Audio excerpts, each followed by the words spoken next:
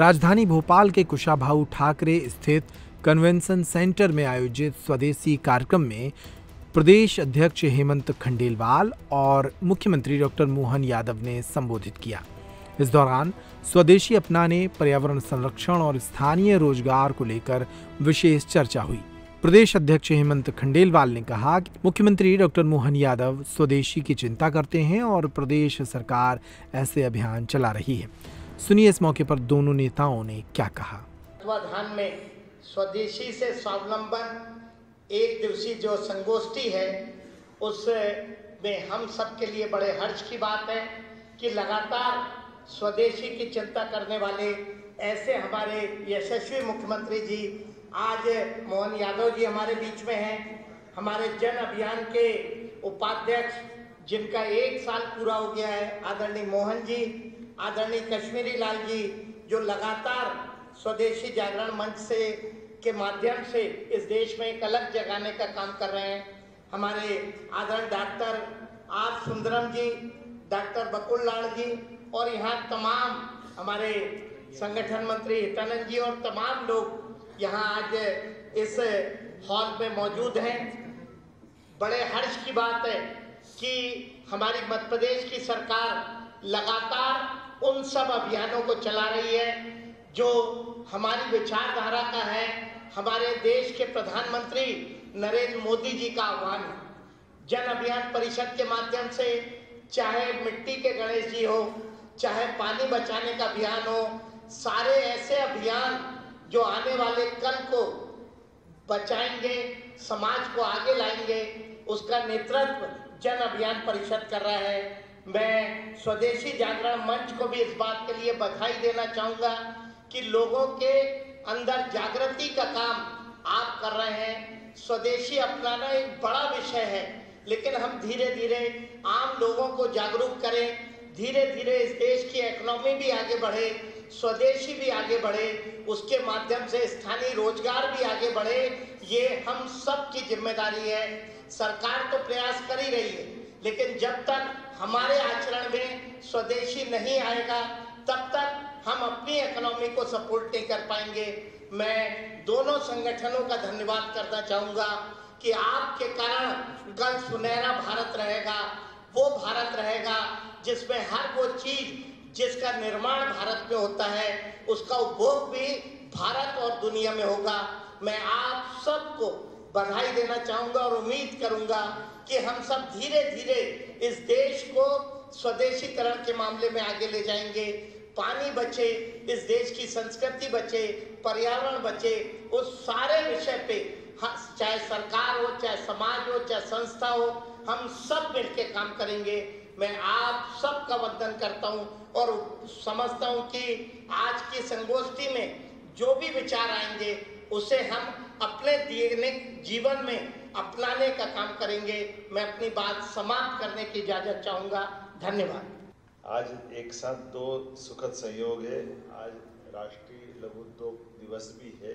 मेरी अपनी ओर से स्वदेशी के इस स्वावलंबन वाली कार्यशाला में उस भाव के आधार पर ये हमको ज़्यादा सार्थकता प्रदान कर रहा है, उसकी भी मैं प्रदेशवासियों को बधाई देता हूँ, अभिनंदन करता हूँ।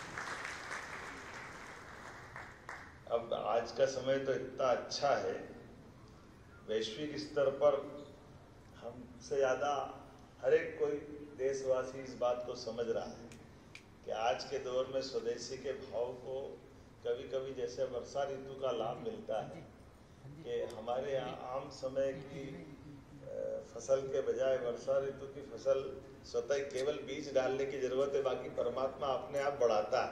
आज का अनुकूलता देश भर में ये है कि जैसे हमारे स्वदेशी के बीज का अपने आप दिख रहा कि फलता फूलता माहौल, वातावरण और हमारी उस भावना के बलबूते पर हमसे ज़्यादा हमारे विरोधी भी चिंतित नजर आ रहे हैं। उनको समझ नहीं पा रहे कि करे तो करे क्या करें।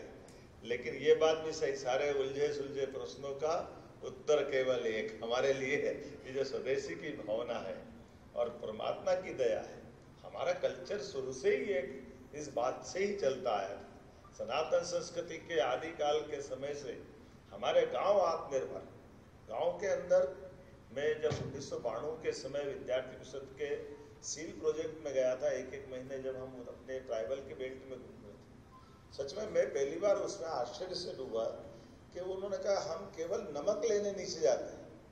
मेरे थोड़ा, हम अपन मालवा के लोग थे, हमने कहा नमक लेने जाते हैं? बोले हाँ, कुछ भी नीचे से नहीं लाते, बल्कि गांव के गांव भी, उनका ऐसा कहना कि ये जो गांव हमारे जहाँ हम रहते हैं, उस गांव के आसपास में जंगल, थोड़ी जमीन बना करके 10-15 साल उसमें रहते हैं, बाद में गांव का गांव शिफ्ट हो जाता दूसरे जगह और वो आनंद से रहते।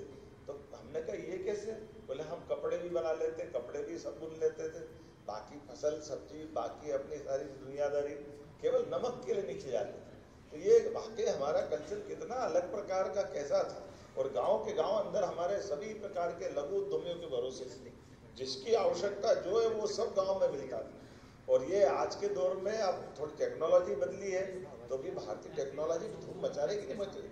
हमसे ज़्यादा पाकिस्तान से पूछना चाहिए कि क्या हाल है हमारे स्वदेशी के, वो प्रमाण पत्र देगा जिसके भरोसे से हम अपनी प्रतिभा के बलबूते पर, और ये एक बार नहीं, ये हमेशा कितना आनंद आता है जब हमारे अपने मिसाइल मैन का जमाना याद करें कि हमारे अपने प्रतिभा के बलबूते पर कितना अच्छा लगता था जब वो बात आती थी, एक परमाणु का धमाका हुआ और कुछ विदेशी लोगों ने संपर्क किया, अटल जी ये नहीं चलेगा, दूसरे दिन फिर हो जाता है, फिर वो दूसरे दिन बात होती है, अटल जी ये नहीं चलेगा, तीसरे दिन फिर हो जाता है।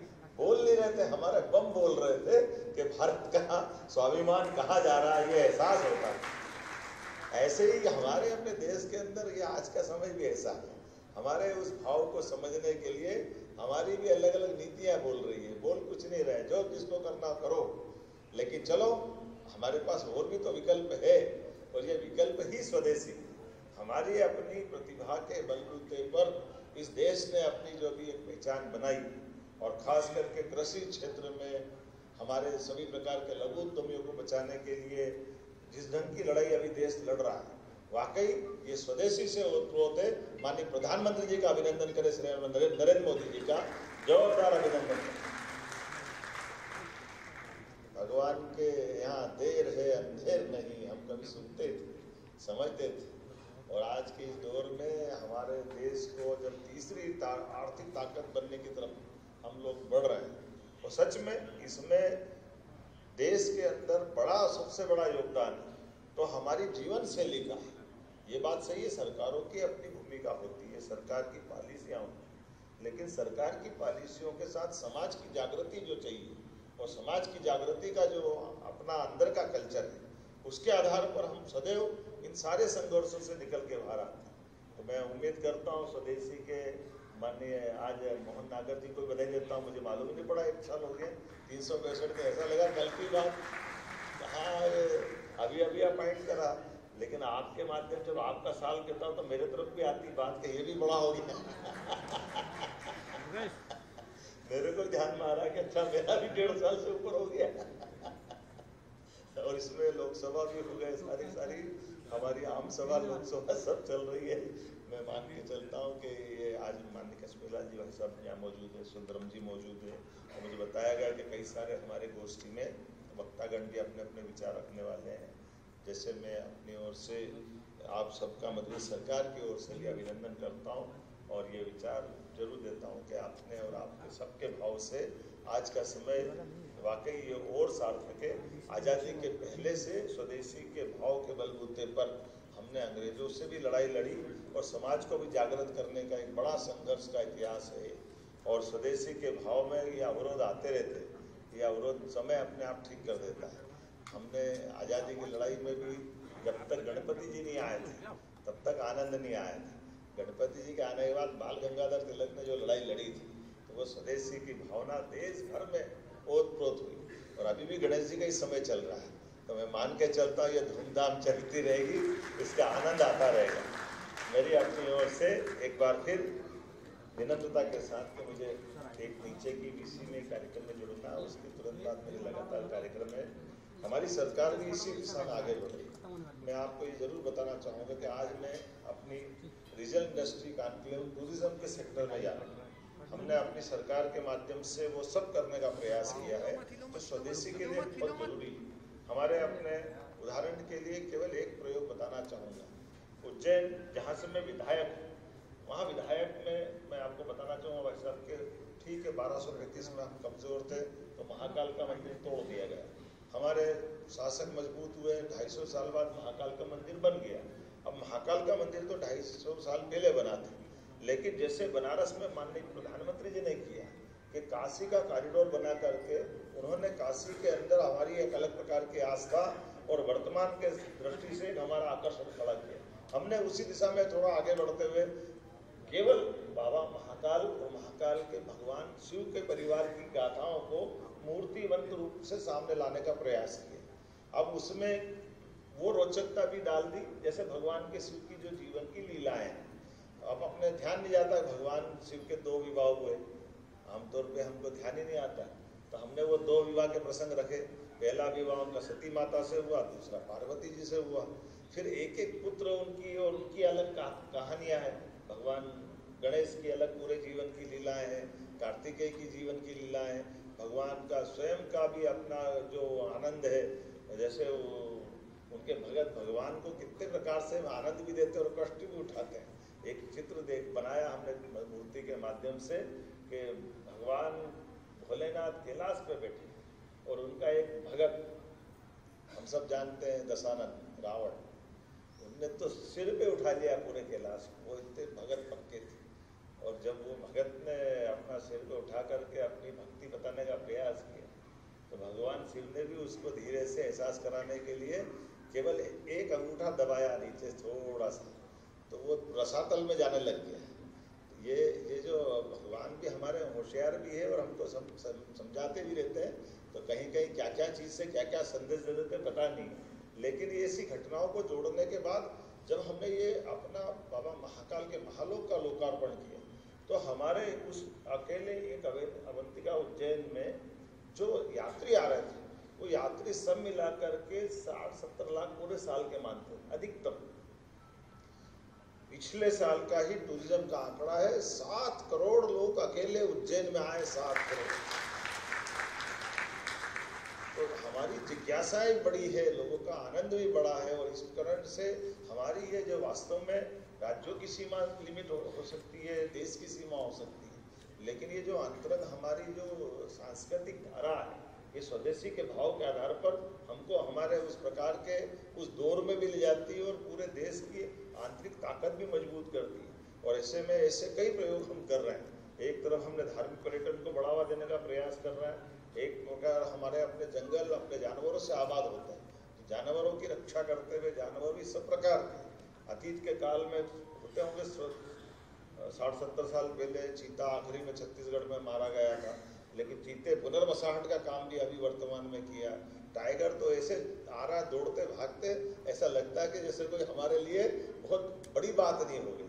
आप भोपाल के आसपास के बाजारों तक भी पहुंच जाते हैं, ज़्यादा दूर नहीं है, ऐसा लगता है। कभी कभी मुझे नहीं लगता कि ऐसा होगा, लेकिन ये हमारी एक सह अस्तित्व की भावना का प्रकटीकरण भी है कि हाँ हम अपने जियो और जीने दो की केवल बात नहीं कहते।